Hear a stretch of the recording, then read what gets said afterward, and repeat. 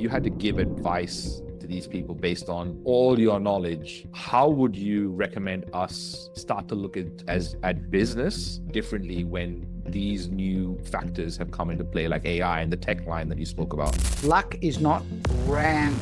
There's a degree of randomness, but it's far from as random as people think. Hey, it's Ronsley. Welcome, you AI geek, to Amplify AI.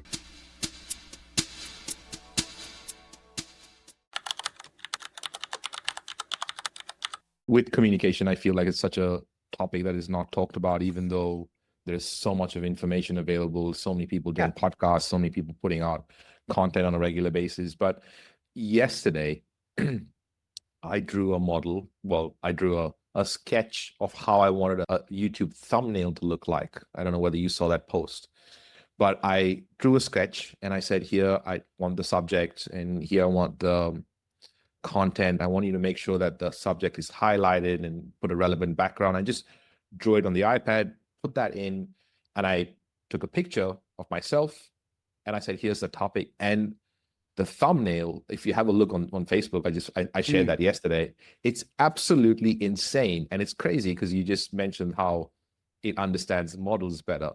So what we thought was not possible, when AI came along, we thought all the creative work would be the last to go. Somehow all the creative work is the first to go.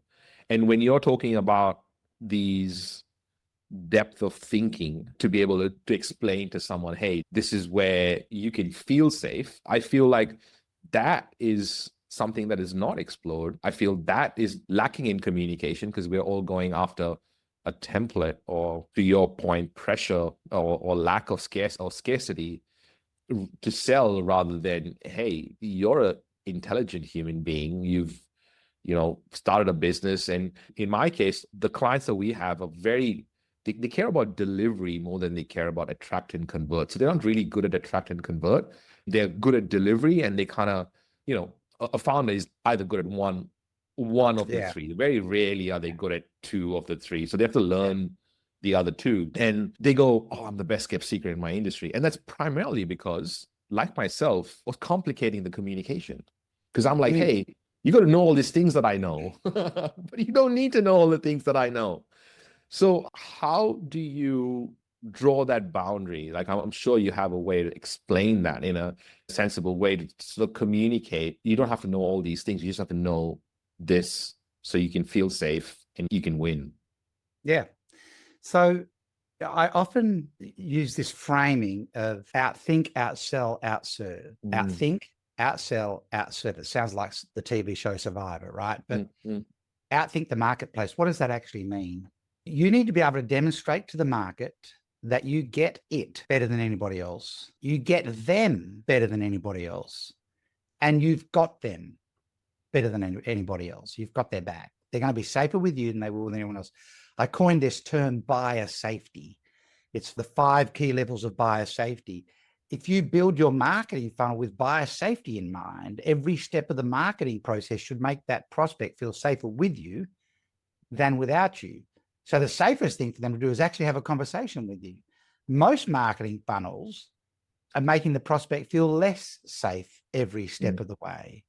But when you create true safety, the safest thing for them to do is have a conversation with you. When you get it, they get a sense that you've got more knowledge about this topic than anyone else. You get them. You really actually understand them and their world, and you've got their back. You've got them.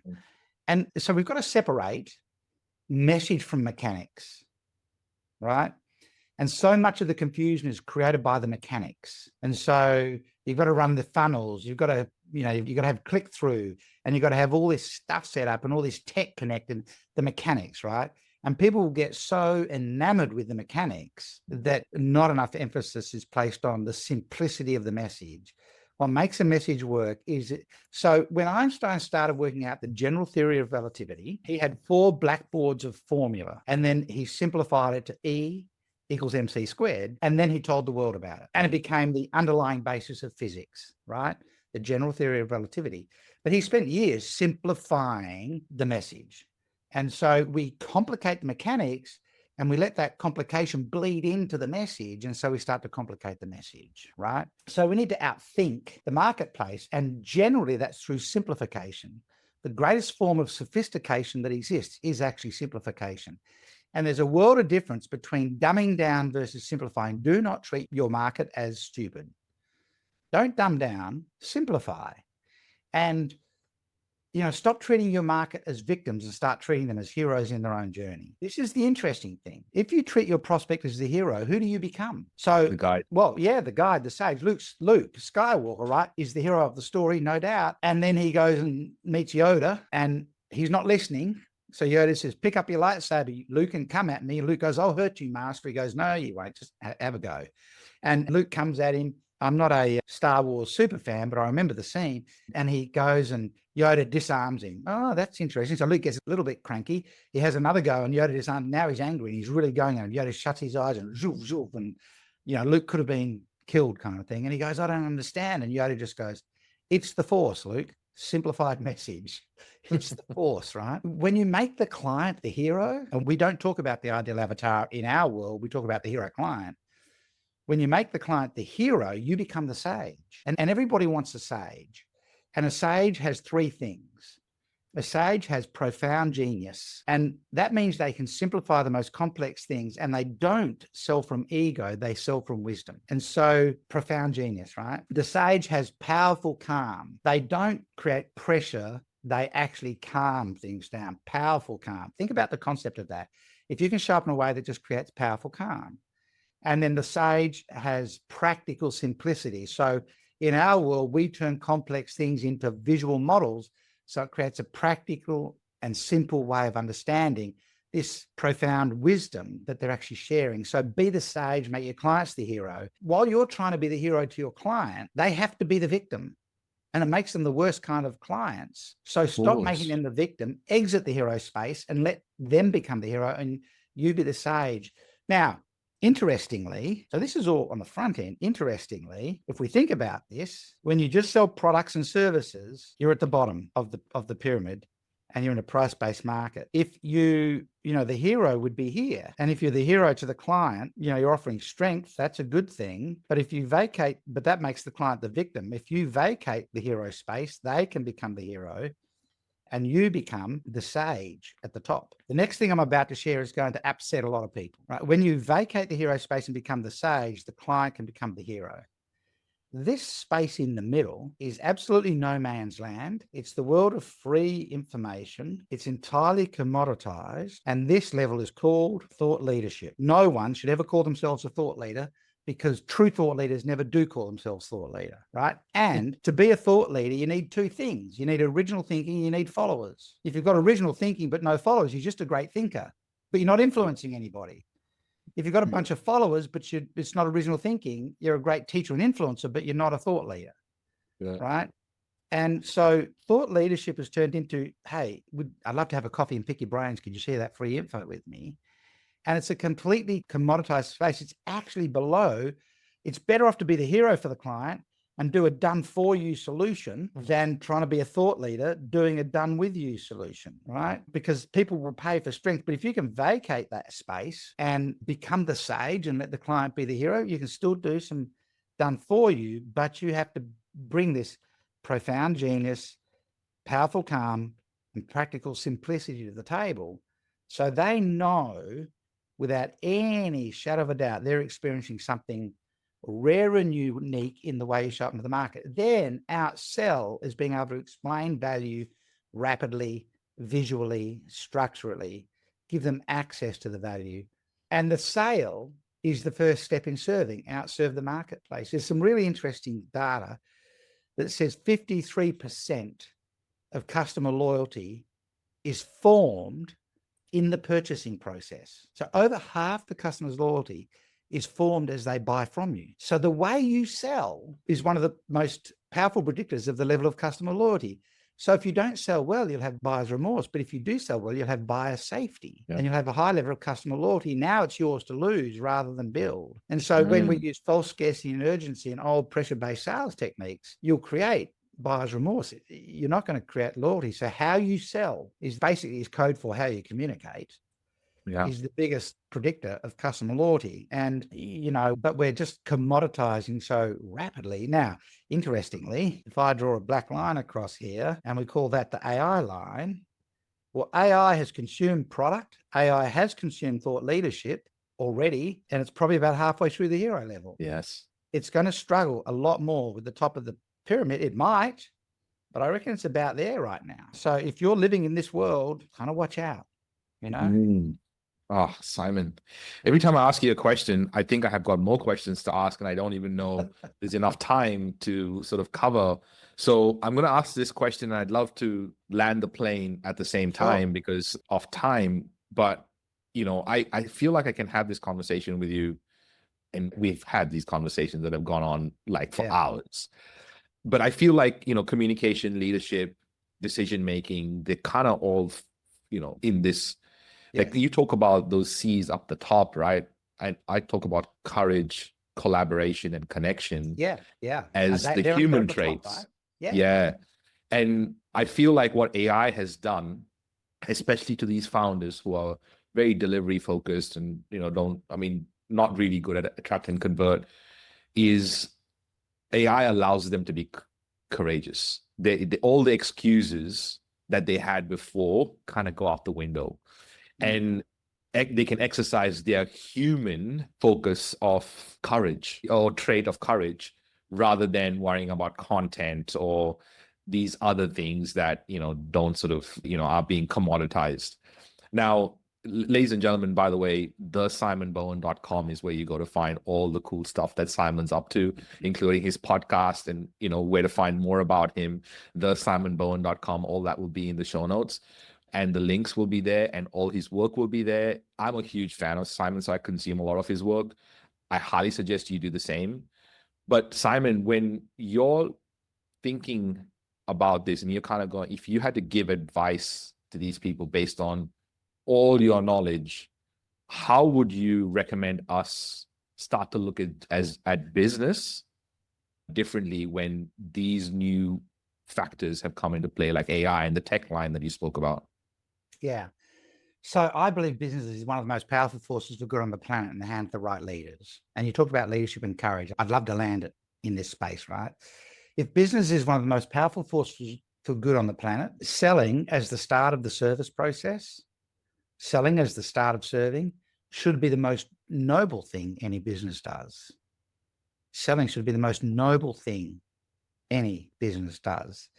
And what business is really doing for people is addressing this interesting space through here, which I'll come back to in a minute. And I'm going to land this in terms of leadership. All progress lives on the far side of chaos. And so when you sell a product or service to a customer, you're trying to help them make progress. They can't make that progress because they're stuck inside their status quo. And their status quo is, I understand exactly what the patterns are inside my world, but those patterns are not delivering this result that I want. And so I can't get to the result. I can't make progress because I'm stuck inside my status quo, which is, other language for comfort zone. And I don't want to go outside my comfort zone. But to get outside my comfort zone, I've got to go through chaos. Now, chaos looks like it doesn't have patterns, but it actually does. I started studying what's the most random thing I could think of because I want to observe the patterns. Primarily, I'm a pattern finder. And I thought, luck, let's see if luck has patterns. Turns out it does. And to prove it, we started entering competitions and sweepstakes, win a car, win a trip, stuff like that. And television in Australia put my wife on TV regularly. They call her Australia's competition queen. We've won well over $1 million worth of prizes, trips, and 2 family trips to Disney World in Florida, 2 family trips to London, trips interstate, walking over the top of the Sydney Harbour Bridge, cars. At one point, one of the current affairs shows said, can you put everything you've won in one room? The journalists are going to come out and interview. And we walked around the house and just about everything we had, like the TVs. My daughters won all of their game consoles and push bikes. And our middle daughter said, my bike's too small. We said, win another one. So she did. We win with volition. And if we teach people what to do, because there are patterns to this, if we teach people what to do, they'll often win a trip within about 3 months. There's absolutely patterns to this stuff. Luck is not random. There's a degree of randomness, but it's far from as random as people think, right? There's even patterns in the lottery. I downloaded 20 years of lottery winnings in an Excel file, from the Lotteryist website and got a biomedical statistician friend of mine to find the patterns. He said, absolutely. But you won't win if you use the same numbers every week. You've got to use different numbers because of the way the patterns run. And so people look at chaos and go, there's no patterns there. But there absolutely are. It's just that they can see the chunks, but they can't see the connections. What makes a pattern is actually the connections, not the pieces, right? And so people go into chaos, they go, oh, it feels bad, and they zip back into comfort zone, and they move into chaos a little bit, and they zip back into comfort zone. It's called spinning on the edge of the comfort zone, right? But out here is progress. This is what they want, but I feel really comfortable in here. And so someone's got to shove them into the comfort zone so they stumble far enough to get into the progress zone and realize, oh, this is better. This line is the innovation line. Innovation isn't coming up with the idea. Innovation is applying the idea. Creativity is coming up with the idea. Innovation is applying the idea. So what is this line? This is the critical line. This is where leaders live. The job of a leader is to lead people into chaos safely. That's the job of a leader. If you are a salesperson who's trying to be a leader, lead your customer into chaos safely. And there is a direct correlation between the courage of the leader and the comfort of the follower to follow them into chaos. And so a leader who displays real courage will have more people following them into chaos than the leader that does not. And so leaders understand that leaders are not interested in trying to blame the cause of the chaos. They actually just want to address the chaos. And so you think about the founders that you're talking about, what they've done. Like, what does it mean to be a founder of a business? It means you found the patterns in what other people see as chaos. That's all it means. You found the connections inside the chaos that gave you a pattern that allowed you to come up with a compelling and self-evident solution that you could take to the marketplace.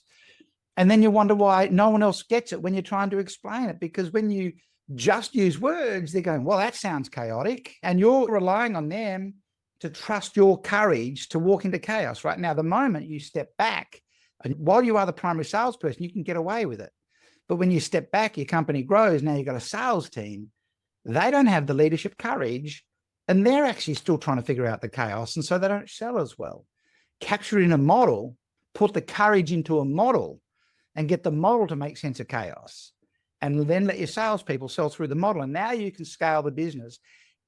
Spending money on fulfillment is overcapitalization if you haven't spent money on scaling the selling. The only way you can scale a business is scale the selling. And so you've got to be able to have multiple generations of sales team sell like the founder. And the founder is the best salesperson only for two reasons. They intuitively understand the chaos, and they have the right to cut whatever deal they want.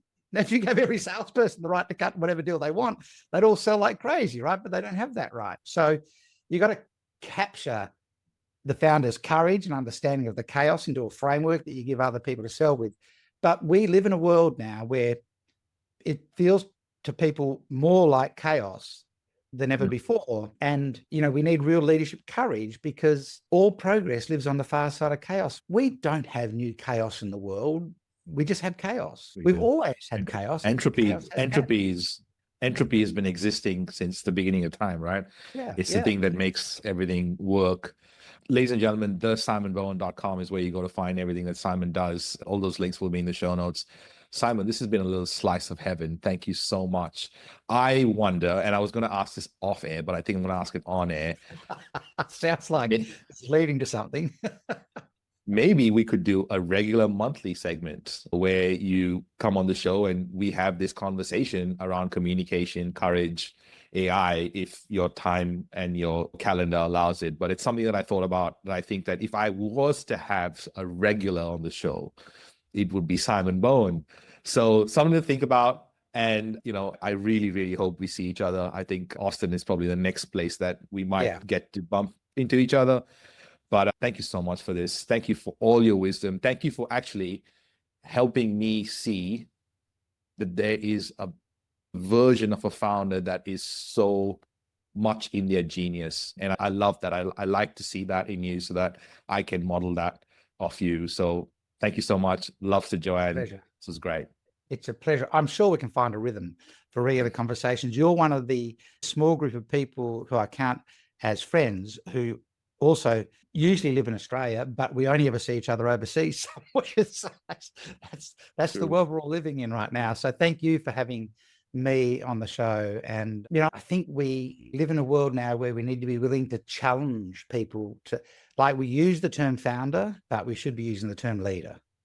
You've brought something compelling and self-evident to the world. Now you need to display the courage and codify the genius and help people understand it, because all progress lives on the far side of chaos. Love it. Thank you, Simon. It's a pleasure. Hey, AI Geek. Thanks for listening. Your job doesn't stop here. I want you to lend your voice to the conversation. So you can join those conversations, discussions, new trainings, new recordings, and the rest of the AI Geeks by going to amplifyais.com. Also, share this podcast with a friend, another potential AI geek. Until then, much love.